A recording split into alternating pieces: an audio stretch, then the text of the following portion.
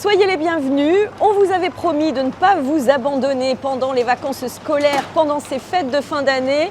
Place à la rétrospective de l'année 2024. Mais avant, je voudrais donner la parole à Antoine. Antoine Noël, plus exactement. Bonjour Antoine. Bonjour à vous. Alors Antoine, vous êtes de Gignac ? Tout à fait, oui, Gignac-Lanert. Et vous êtes né ?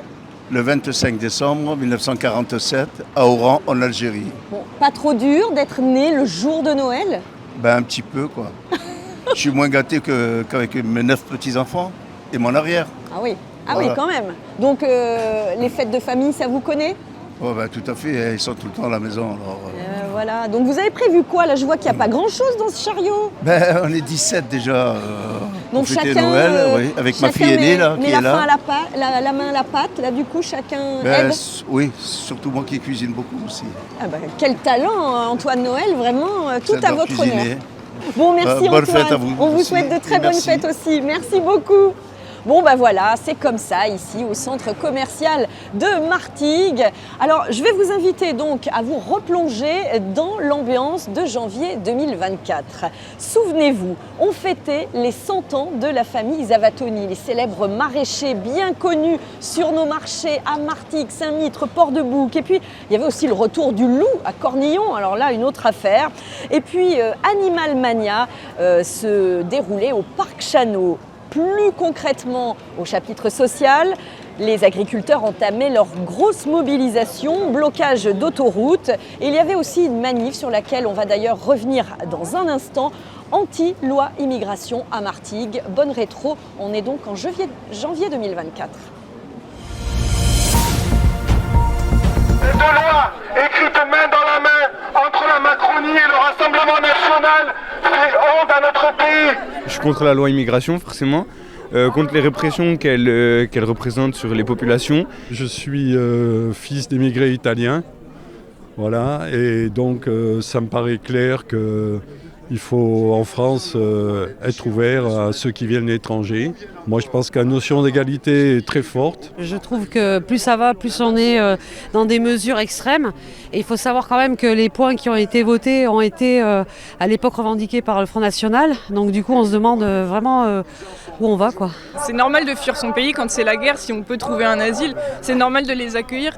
La France devrait être une terre d'accueil, le pays des droits de l'homme et des choses comme ça. C'est des valeurs qu'on est censé porter au-delà de nos frontières. Accueillir son prochain, c'est pouvoir partager sa culture et pouvoir faire avancer l'humanité. Que petit à petit on conditionne les gens. Il faut un coupable. Donc au lieu de chercher les vraies raisons de ce mal-être et de cette déficience sociale, économique, etc., il faut des fautifs. Et les fautifs on les montre du doigt. Et pourtant on a connu ça dans l'histoire. Hein. On a connu ça. Nous lançons un appel à ne rien leur céder, à résister. Non, ça ne passe pas, ils ne passeront pas.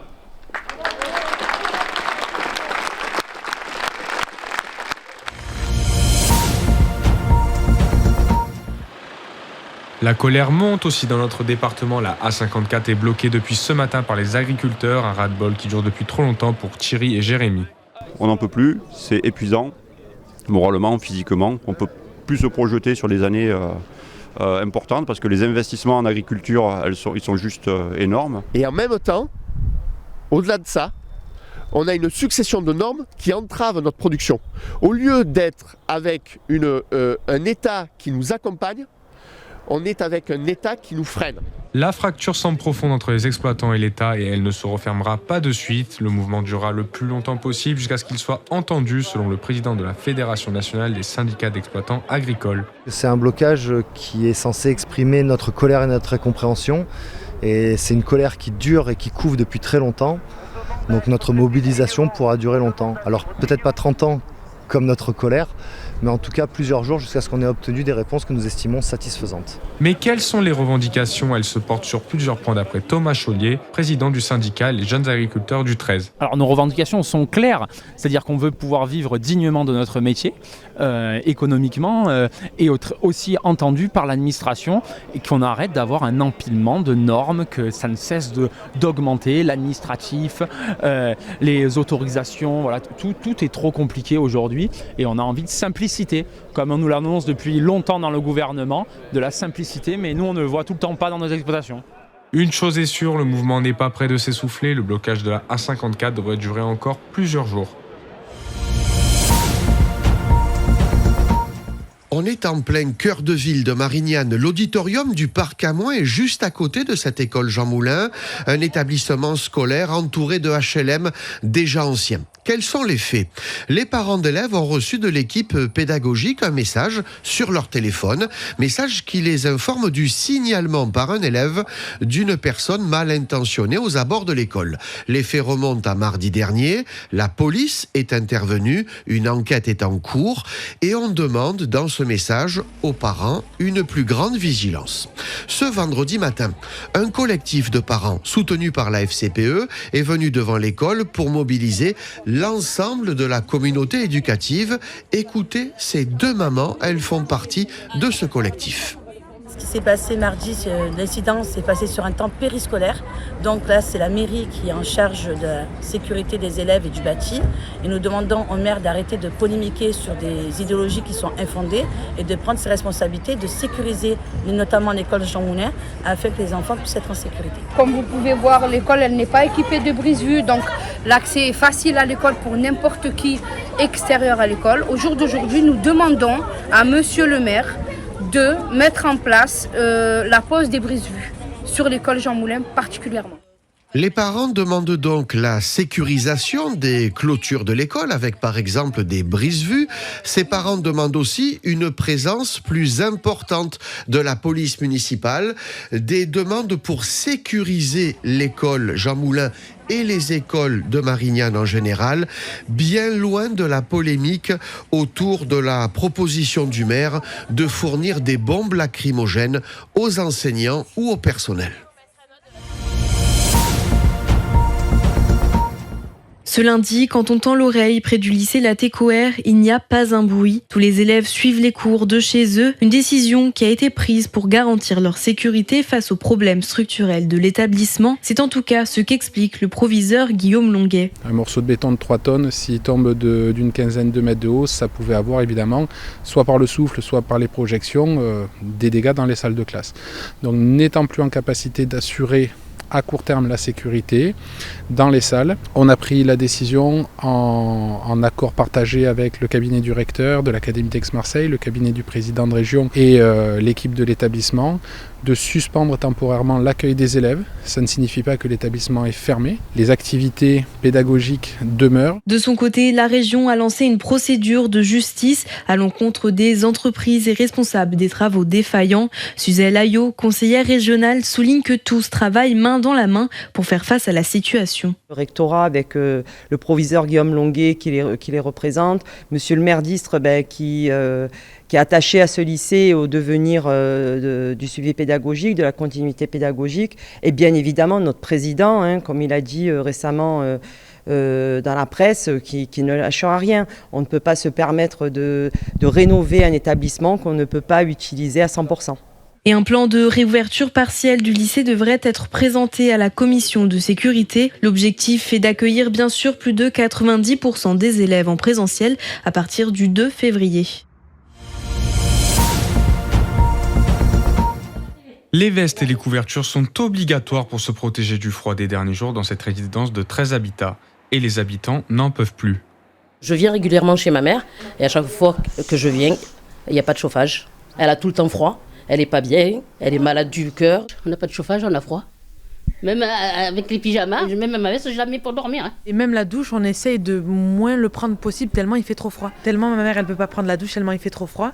Eh ben, elle vient chez moi, j'habite au Rosier, pour prendre sa douche. Dans ces appartements, la température n'atteint parfois pas les 18 degrés, alors que le bailleur déclare justement chauffer ses immeubles à 19 degrés. On écoute Laurent Léonard, directeur adjoint de la communication. On est en période de réglage de cette chaudière de remplacement, donc le chauffage n'est certainement pas encore parfaitement opérationnel dans tous les appartements, dans les 217 logements de notre résidence. C'est en cours. En attendant, les habitants doivent se chauffer par leurs propres moyens, un coût supplémentaire qui vient s'ajouter à la facture habituelle du chauffage.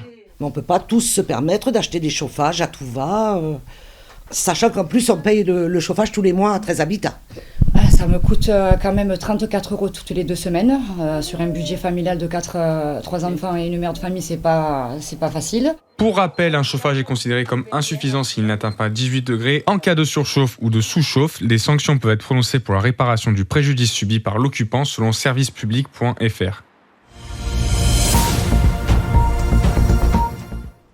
Le recensement est organisé et contrôlé par l'INSEE, puis la commune prend le relais afin de le réaliser sur le terrain. Recensement mode d'emploi avec Ludovic Fournier, un des 11 agents recenseurs de la mairie de Martigues. Alors en fait, ce que les gens ont dans les boîtes aux lettres, et qu'on peut aussi leur donner au porte-à-porte, c'est la notice internet. On rentre les codes ici du logement concerné et les gens font eux-mêmes le recensement. Si internet, ils sont un peu réticents, s'ils n'y arrivent pas, on va du coup faire le porte-à-porte. Et on a une feuille de logement qu'on remplit avec eux, avec un bulletin individuel.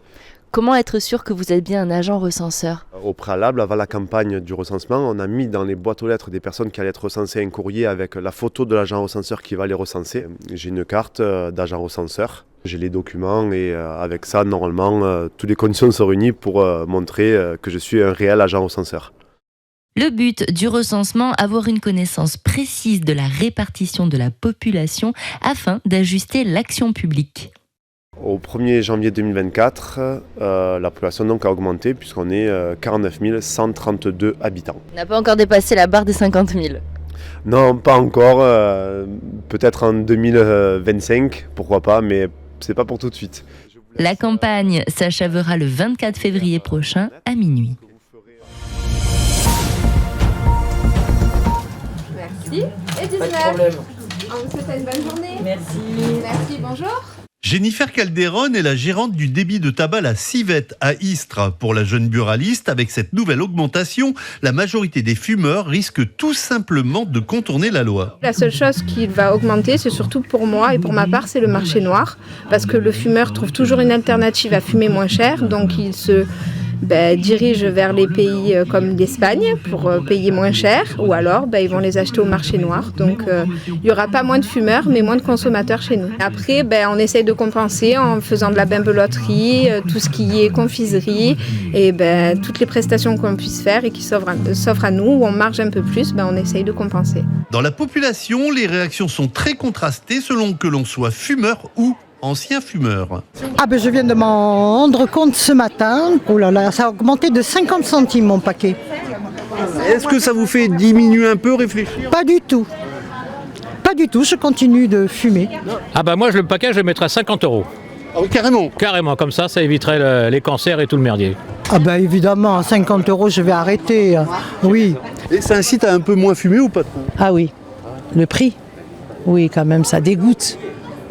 C'est sûr, on ne s'arrêtera pas. Pour le vrai fumeur, ça ne s'arrêtera jamais. C'est pas vrai. Enfin, le vrai, celui que... Mais quand même, ça incite à ralentir un peu. On prend soit une petite pipette, les petites cigarettes électroniques. Là, on va essayer d'alterner un peu pour... On va essayer de trouver des solutions, quoi. J'étais fumeur et j'ai arrêté d'un coup. 2 paquets de cigarettes par jour. Depuis combien de temps vous avez arrêté ? Ça fait bien une quinzaine d'années quand même. Ouais, 15 ans.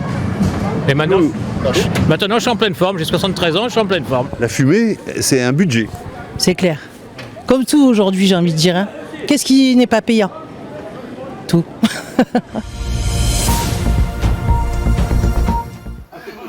Vers le 11 novembre, dans la nuit de samedi à dimanche, j'ai eu une attaque sérieuse qui a été 9 brebis tuées et 12 desquintées.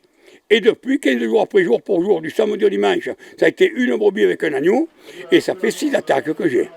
Et les premières attaques, ça a été avéré que la présence du loup n'est pas exclue. Donc, c'est un loup. Cet homme, c'est Roland Gauthier. Il est berger au Puy Saint-Tréparade. Fin 2023, il a subi de lourdes pertes dans son troupeau, estimées entre 4 et 5 000 €. Il accuse les loups qui sont de retour selon lui, mais peine à être entendus et protégés. Récemment, il a tout de même obtenu l'autorisation d'effectuer un tir de prévention. C'est déjà une avancée pour ça, que la louveterie pourra en tuer. Mais c'est tout contingenté, c'est que chez moi qui peuvent venir, ils n'ont pas le droit de tirer un loup en dehors de mon troupeau. 95-96, j'ai été attaqué à Méragre, qu'on m'a dit, c'est pas un loup et c'est pas un chien, c'est un grand canidé qui m'a attaqué les bêtes. Alors il faut aller à la chasse au Dahu. c'est la bête imaginaire. Parce que pour moi, un grand canidé, ou c'est un loup, c'est un chien. Mais... Pas d'indemnisation si la présence du loup n'est pas avérée. Le tir de prévention consiste à tuer sur autorisation exceptionnelle de la préfecture, mais cela est très strictement réglementé. 3 ans d'emprisonnement et 150 000 € d'amende, c'est ce qu'on risque pour un abattage illégal. La ville de Cornillon a subi 6 attaques en 2023. Daniel Gagnon, maire de la commune, est le référent loup de l'Union des maires 13. Ça fait de nombreuses années qu'on alerte les pouvoirs publics, on alerte sur la problématique économique, sur la problématique de sécurité. Aujourd'hui, nous, ce qu'on demande, c'est d'abord de revoir la nomenclature concernant le loup. C'est-à-dire que le loup, aujourd'hui, est un animal protégé.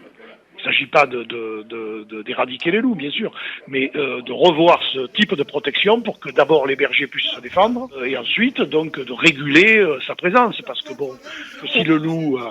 a une présence justifiée dans des périmètres montagneux, il ne l'a pas dans des périmètres périurbains, quoi. La solution restante pour les éleveurs est de se munir de patous, ces chiens de protection impressionnants. Constitués d'espaces naturels protégés, de sites industriels, de villes entourant la lagune de l'étang de Berre et du Rhône qui se jette dans la Méditerranée, le golfe de Fos avait bien besoin d'un observatoire. Première mission, réaliser une banque de données rassemblant toutes les informations connues de ce milieu si particulier. Deuxième mission, prélèvement et analyse des eaux. Il ne faut pas voir le golfe de Fos comme un milieu contaminé à l'extrême. En revanche, on voit des problèmes de contamination ponctuelle, par exemple du mercure au niveau de Port-de-Bouc, par exemple des traces de pesticides au niveau des terminaux céréaliers, et puis la présence de nombreux métaux qui sont dus évidemment à l'activité sidérurgique. Ce matin, Julien Dron, le responsable scientifique de l'Institut Éco-Citoyen, observe au microscope des microplastiques prélevés dans les eaux du chenal de Caronte. Il y a beaucoup de travaux qui ont montré qu'il y avait une accumulation des microplastiques dans les tissus des poissons. Et nous, on en mange et on en boit aussi sans le vouloir, du coup. L'idée, c'est effectivement d'observer pour pouvoir agir et améliorer. Il est nécessaire de connaître ce qui se passe sur ces zones pour pouvoir alerter les acteurs et pour pouvoir alerter également les décideurs pour qu'ils prennent justement des décisions d'amélioration, voire d'ailleurs de nouvelles réglementations éventuellement, faire des investissements pour réduire les pollutions. Souhaitons à ce nouvel observatoire du golfe de Fos toute la réussite possible, car notre santé en dépend. Oui, donc c'est bon, il faudra le recensement. Ici, il a 17 ans, sa journée d'appel. Dans les locaux de l'auto-école ECF à Martigues, on croise ce jour-là Séverine Bitoun. Cette jeune maman est venue retirer un dossier pour son fils qui va fêter ses 17 ans au mois de janvier. Et non, ça ne pouvait pas attendre. Il est en cours de préparation d'un bac pro là, sur Port-de-Bouc et il a des stages à passer, donc du coup ça sera plus facile pour lui de se déplacer et de se rendre à ses stages. Et sinon, sans le permis, ça se passait comment ? Il se débrouillait, on essayait de trouver des stages à proximité. Le dernier c'était chez un ami à nous, donc du coup c'était pratique, il venait le chercher. Mais là il va falloir qu'il soit plus autonome au niveau de ses déplacements. Donc ça tombe à pic alors cette loi ? Ah oui, ouais, c'est très arrangeant, oui. Petit souci cependant pour les auto-écoles, la nouvelle mesure vient aggraver un problème de logistique préexistant. Corinne Casian est la responsable de l'agence ECF de Martigues qui traite déjà 4 dossiers concernant cette nouvelle tranche d'âge. Le souci qu'on a dans les Bouches-du-Rhône, c'est qu'il n'y a pas beaucoup d'inspecteurs, qu'on n'avait déjà pas beaucoup de place, donc il va falloir peut-être faire un petit tri dans les jeunes de 17 ans et privilégier ceux qui en ont vraiment besoin pour aller travailler, les apprentis ou ceux qui ont besoin de faire des stages. Et on espère qu'ils vont embaucher, normalement c'est prévu, quelques inspecteurs en plus pour gérer tous ces nouveaux candidats en fait. On va faire en sorte d'essayer de faire passer tout le monde, mais si on n'a pas assez de place, il va falloir faire un choix. Il y a peu, le temps d'attente fluctuait déjà entre 6 mois et 1 an. S'il est depuis redescendu à 4 mois, les auto-écoles redoutent un nouvel alourdissement de ce délai. Les métiers de la défense recrutent à Istres ce mercredi. Un forum a eu lieu à la salle polyvalente. Plus d'une vingtaine de structures étaient présentes sur place pour donner envie aux jeunes de s'engager. Et pour cela, l'association Espace Pluriel Jeune a mis le paquet sur les animations. On écoute Charlotte Boy, informatrice jeunesse. Sur la journée, on va avoir plusieurs démonstrations, notamment une désincarcération par les pompiers d'Istres qui se fait juste derrière moi. On a aussi la brigade cynophile de la gendarmerie d'Istres qui vient pour faire une démonstration sur une interpellation d'individus, donc avec leurs chiens. On va avoir aussi comme démonstration l'administration pénitentiaire qui a fait une simulation sur le parking. Des animations qui ont laissé sans voix Maxime, collégien. Ce dernier a découvert lors de cette journée les différents métiers de l'armée de l'air. C'était très impressionnant, je m'attendais pas à ça. On découvre plein de métiers de l'armée de l'air notamment. L'armée de l'air, on s'imagine que c'est que des avions et tout. En fait, il y a plein de métiers au sol, il y a des défenses antiaériennes, il y a le génie de l'air, tout ce qui est travaux au sol, enfin c'est très intéressant. C'était le but de cet événement pour Jérémy Sierra, directeur de l'Espace Pluriel Jeune, faire découvrir ces métiers dont les rouages ne sont toujours pas connus du grand public. Ce sont des métiers forcément qui attirent, qu'on ne connaît pas forcément. Je pense que c'est quelque chose. Est-ce qu'on peut savoir par exemple que lorsqu'on est à l'armée, on peut travailler dans les cuisines? Est-ce qu'on sait qu'on peut faire différents métiers qui sont proposés? Et ces métiers-là sont une véritable connaissance pour tous les jeunes. Et c'est vrai que de pouvoir un peu les inciter aussi à aller dans les camions, par exemple à voir la garde républicaine, à pouvoir s'intéresser à eux et discuter, c'est quelque chose qui est très pertinent et surtout qui attire. En plus de faire découvrir, ce forum permet de donner une direction que certains pourront suivre pour accéder au métier de leurs rêves. C'est le cas de Mathieu, collégien. Je voulais faire pompier, mais je ne savais pas comment, où et comment rentrer dans les pompiers. Mais grâce aux pompiers militaires juste à côté, j'ai réussi à avoir les idées plus claires et avoir une idée comment m'orienter plus tard. Si vous n'avez pas pu participer à ce forum et que vous souhaitez vous renseigner, plus d'infos sont disponibles sur site-epj.fr.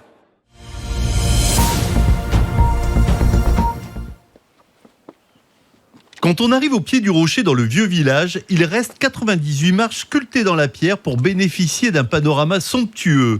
C'est sur cet écrin de 30 mètres de haut que se trouvent deux joyaux de l'histoire vitrolaise. Ce site est un site qui a une longue histoire puisque les deux bâtiments qui se trouvent au sommet, à la fois la tour Sarrazine et la chapelle Notre-Dame de Vie, sont datés du XIe siècle. Qu'est-ce qui fait que ce patrimoine du XIe siècle a été le seul à bénéficier du loto? Qu'est-ce qui fait sa particularité par rapport à d'autres fortifications? Je crois qu'il y a plusieurs éléments. Le premier élément, c'est un élément de mélange des genres. Une tour, un système défensif, et une chapelle. Ces deux bâtiments ont eu la chance de survivre et représentent une vie quotidienne au Moyen-Âge. C'est Cynthia Jouberjean qui a bouclé l'exigeant dossier de demande de restauration.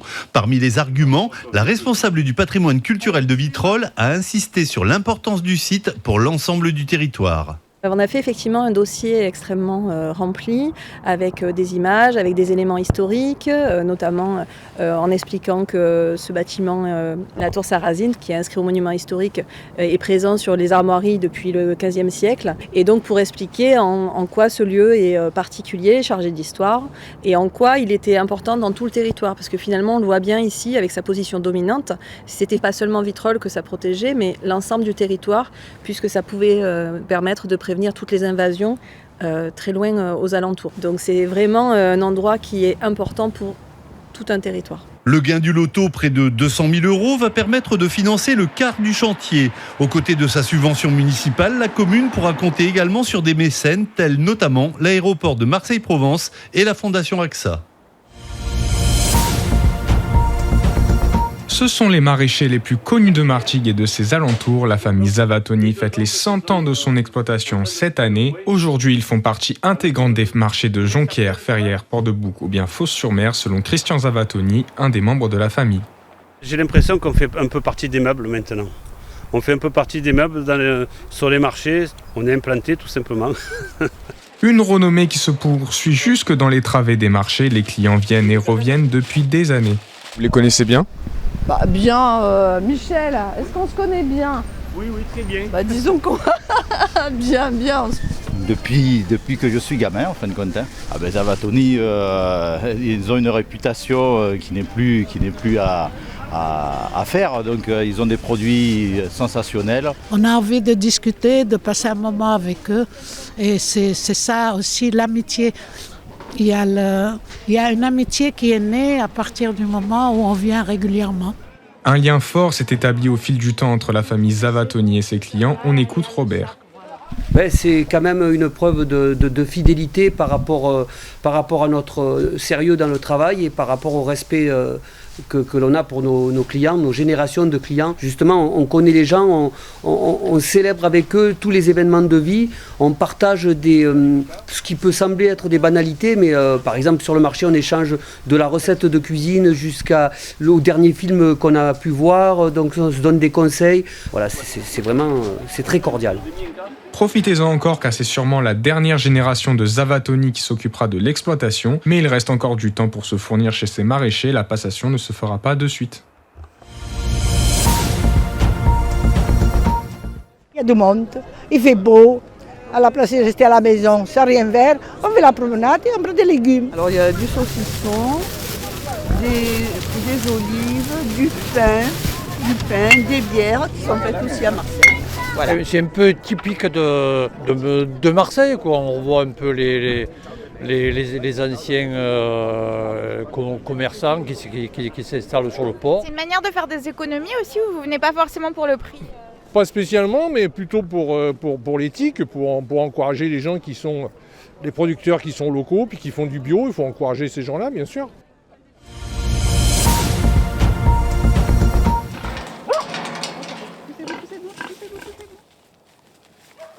C'est leur cadeau de Noël. Les chèvres de l'Égide de Fleurette se régalent avec les sapins récupérés par l'association de lutte contre les violences animales.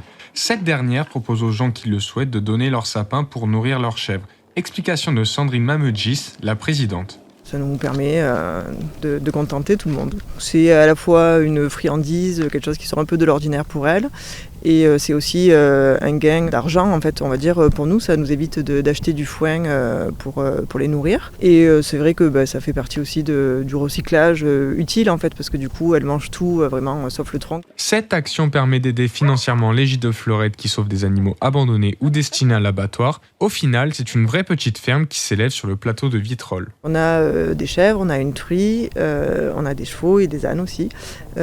L'objectif pour nous, c'est de lutter contre la maltraitance, l'abandon et les animaux qui finissent à l'abattoir alors qu'ils ont rendu de bons et loyaux services aux humains, et de les faire adopter pour qu'ils aient une seconde vie un peu meilleure. Mais ce n'est pas tout car l'association fait aussi de la sensibilisation pour les plus petits en partenariat avec un centre de loisirs. En fait, on travaille avec le centre de loisirs de la ville de Vitrolles. Pendant l'été, on a fait des actions de sensibilisation à l'animal où les enfants de tout le centre donc, sont venus leur donner à manger, leur donner à boire, leur faire prendre des douches l'été quand il faisait chaud, les brosser, enfin tout ça. Et ça leur a permis en fait, de comprendre en fait, le fonctionnement de l'animal, que c'était des êtres à part entière. Doué de beaucoup de sensibilité. Si vous voulez devenir bénévole, aider l'association ou tout simplement donner votre sapin, vous pouvez contacter l'Égide de Fleurette sur sa page Facebook.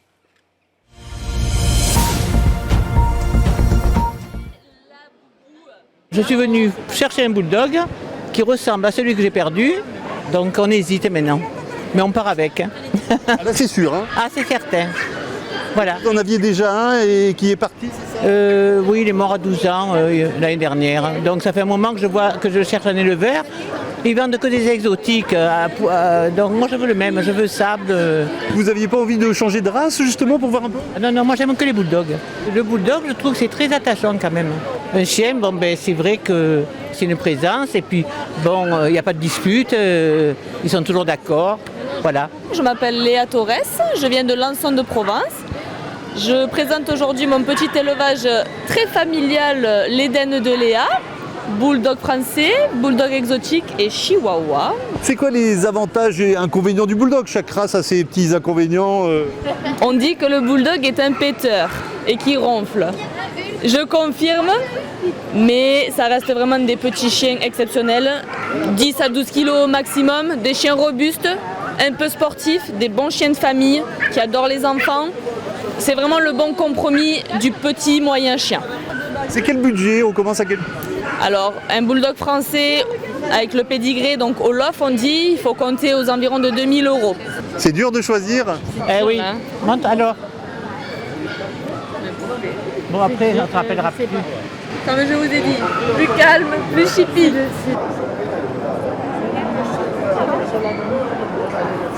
Alors Michel, le choix est fait? Le choix est fait sur la couleur et sur la... parce qu'elle est un peu plus petite. Voilà. Et ça va, elle n'est pas trop énervée? Non. Elle a l'air calme, elle a dit qu'elle était calme. Bon, on va négocier maintenant. Hein?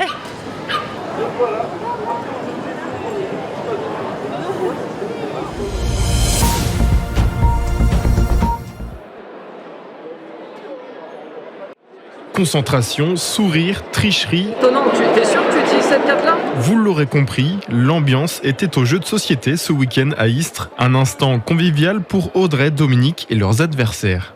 Ouais, c'est rigolo. Tout le monde peut jouer, c'est sympa. Ouais. Et même quand on est mort, on peut continuer de jouer. J'ai plus d'enfants, mais je suis contente de jouer avec eux. Mais à partir du moment où on m'explique bien les bases et on joue, pour que je puisse comprendre, il faut mettre en application, en fait. Des moments de partage possibles grâce notamment à l'association Tour de Jeu et ses 90 bénévoles. Ce qui est bien, c'est qu'il y a énormément de jeux qui sortent chaque année, donc chacun peut trouver son bonheur. Il y a vraiment tout style de jeu. Oui, je pense que c'est vraiment l'idéal. Puis c'est surtout de se retrouver en famille et puis de partager. En fait, je pense que c'est surtout ça. C'est quand même plus agréable quand on joue avec des amis autour d'une table, à se chamailler, à se taquiner, plutôt que derrière un écran, être tout seul. C'est justement loin des écrans que René a eu l'idée de développer son jeu de société mettant en scène une randonnée foudroyante. C'est un jeu de perdant, et quand on perd les plis, on ramasse des objets métalliques. Quand on a trop d'objets métalliques dans son sac, vous devinez ce qui se passe. Le joueur prend la foudre et donc perd la partie. Encore à l'étape du prototype, ce jeu plaît même s'il mérite encore quelques réglages. Le réchaud, c'est une carte verte ou c'est une carte jaune?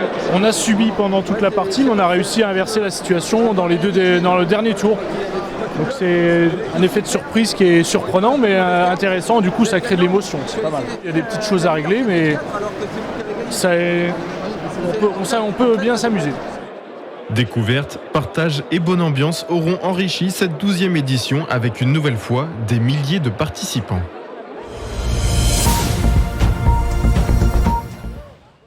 Poussez pas devant,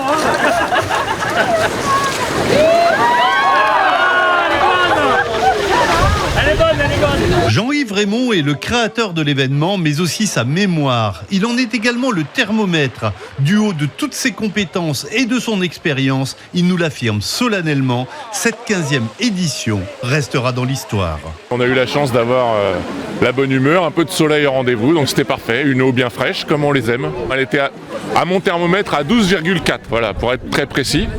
C'est vrai que c'est un cru assez rafraîchissant cette année. Mon souvenir, je pense que c'était certainement la plus froide même de toutes les Saucéniades, puisqu'en général, à cette période de l'année, la mer est plutôt entre 13 et 14, voire 15 degrés. Parfois, on a eu déjà des températures à 15, donc je pense que c'est la plus froide des 15 Saucéniades. Et pour l'ensemble des participants, une température de 12 degrés 4, c'est vraiment pas la mer à boire. Ça fait la 2e année que je fais la Saucéniade, et le meilleur moment, je pense, c'est quand on y est. Voilà, sinon il faut du courage pour y aller, mais c'est un plaisir. Et si on n'y va pas, et qu'on y est déjà allé une année précédente, on va penser toute l'année qu'on n'y est pas allé.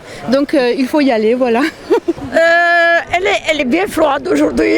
Elle fait 13 degrés, je crois. Oui, mais moins, il paraît qu'elle fait 12 et quelques. Ah, en plus. Non, mais ça va, ça a été. Depuis l'année passée, on n'attendait que ça. Parce que rien que de prendre le bain, ça nous purifie, on se sent plus légère et puis c'est magnifique, quoi. Ça met en forme, ça met tout en forme et ça tonifie plein de bonnes choses. Et puis il y a une ambiance super. Et oui, c'est ce qu'on appelle plus communément une chaude ambiance.